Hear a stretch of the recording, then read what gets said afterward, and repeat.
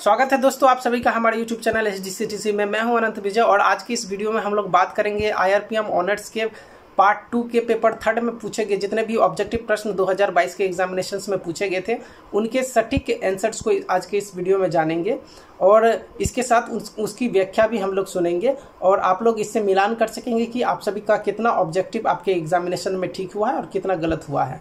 जिनका गलत हुआ है वो वीडियो को बढ़िया से देखे नहीं होंगे क्योंकि जितने भी ऑब्जेक्टिव प्रश्न पूछे गए हैं वो प्रीवियस ईयर से ही उठाए गए हैं। एक आध क्वेश्चन इधर उधर से पूछा गया है लेकिन मैक्सिमम क्वेश्चन प्रीवियस ईयर्स के थे। इसीलिए मैं आप सभी को बोलता था कि प्रीवियस ईयर्स के ऑब्जेक्टिव प्रश्नों को आप लोग पढ़िए और पेपर 4 में भी सेम यही आप सभी को मैं सजेशन करूंगा कि ऑब्जेक्टिव के लिए प्रीवियस ईयर्स के जितने भी ऑब्जेक्टिव है उसको आप देखिए।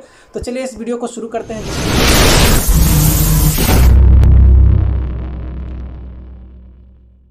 पहला जो प्रश्न आप सभी के एग्जामिनेशंस में 2022 के एग्जामिनेशंस में ऑब्जेक्टिव के रूप में पूछा गया था वो था श्रम न्यायालय का निर्णय अधीन सुलह के रूप में जाना जाता है। तो मैं पिछले भी साल इस प्रश्न को हम लोग डील किए थे और पिछले वर्ष भी ये प्रश्न पूछा गया था। तो इसका सही जवाब होगा असत्य।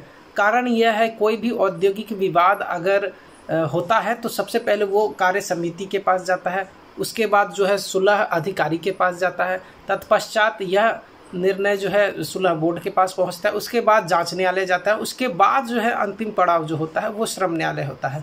और श्रम न्यायालय का निर्णय कोई भी निर्णय अधिनिर्णयन के रूप में जाना जाता है ना कि सुलह के रूप में। इसीलिए इसका आंसर क्या हो जाएगा? असत्य हो जाएगा। ठीक है, अब बढ़ते हैं दूसरे प्रश्न की ओर। दूसरा प्रश्न है हड़ताल श्रमिकों को प्रभावित नहीं करता है। बी नंबर प्रश्न है ऑब्जेक्टिव प्रश्न। तो हड़ताल बहुत बार मैंने आप सभी को बता दिया है, हड़ताल विभिन्न रूप से श्रमिकों को सबसे ज़्यादा प्रभावित करती है, उसके बाद नियोजकों को प्रभावित करती है तथा अंततः जो है समाज एवं राष्ट्र को भी प्रभावित करती है। इसीलिए इसका आंसर क्या हो जाएगा? असत्य हो जाएगा। बी नंबर का क्या हो जाएगा? असत्य। सी नंबर प्रश्न की अगर बात करें तो सी नंबर प्रश्न है तालाबंदी नियोजकों को प्रभावित नहीं करती है। तो मैंने आप सभी को बताया था तालाबंदी जो है नियोजकों द्वारा ही किया जाता है। वह स्थिति तालाबंदी कहलाती है जब श्रमिक हड़ताल पे बैठे हों और नियोजक जो है वो श्रमिक का मांग जो है उससे संतुष्ट नहीं है और उसके मांग को पूरा नहीं करना चाहता है, तो उस स्थिति में वो तालाबंदी करता है। अगर तालाबंदी होती है तो क्या होता है कि उस उद्योग का उत्पाद भी घट जाता है क्योंकि वहाँ कार्य नहीं होता है, कार्य का कोई भी क्रियाकलाप नहीं किया जाता है, उत्पादन, इसीलिए उत्पादन दर घटता है। इसी वजह से श्रमिक को तो तालाबंदी से हानिकारक है ही, हानि है ही, साथ ही साथ नियोजकों को भी होती है। इसीलिए इसका भी आंसर क्या हो जाएगा?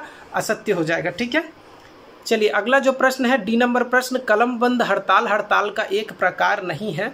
तो मैंने आप सभी को बताया था कि कलमबंद हड़ताल जो है एक प्रकार का हाजिर हड़ताल होता है। ठीक है, इसीलिए ये तो डायरेक्ट क्वेश्चन था, इसका आंसर क्या हो जाएगा? असत्य हो जाएगा। ठीक है, कलमबंद हड़ताल भी हड़ताल का एक प्रकार होता है, यहाँ बोला है नहीं होता है, इसीलिए इसका आंसर असत्य हो जाएगा। ठीक है, बढ़ते हैं अगले क्वेश्चन की ओर। अगला क्वेश्चन है ई नंबर प्रश्न, भारतीय श्रम सम्मेलन की स्थापना 1942 में हुई थी।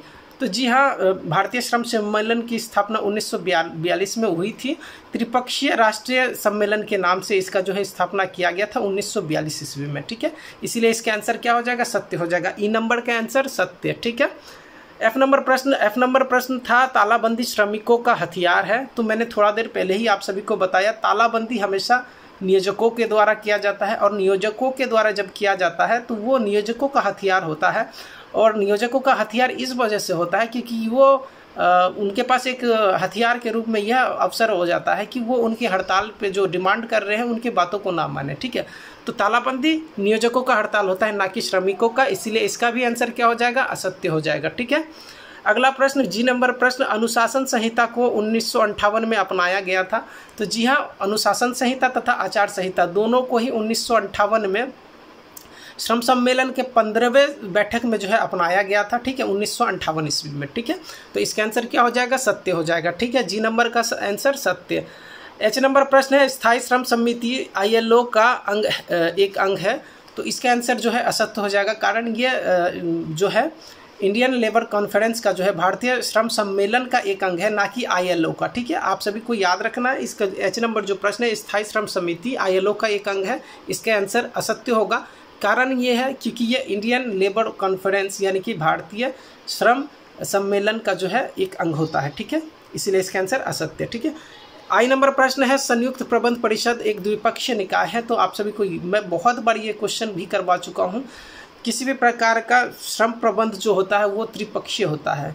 अधिकतर जितने भी परिषद हैं वो त्रिपक्षीय होते हैं। तो इसका आंसर क्या हो जाएगा, डायरेक्ट क्वेश्चन था, इसीलिए इसका आंसर क्या हो जाएगा, असत्य हो जाएगा।